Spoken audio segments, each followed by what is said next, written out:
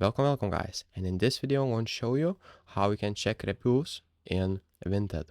So what you'll need to do is basically click on the listing. So I will click on this sweater, and what you'll need to do is scroll down and you'll see the member that sells this item.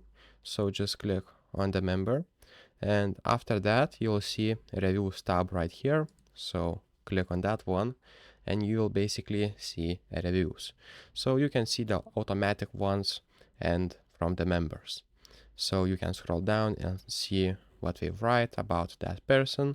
And as you can see, this person is doing an excellent job because every comment and every review is 5 stars. So this was just for an example. So if this video was helpful, please make sure to subscribe to Guide to Everything, comment down below for the algorithm, and see you in the next one.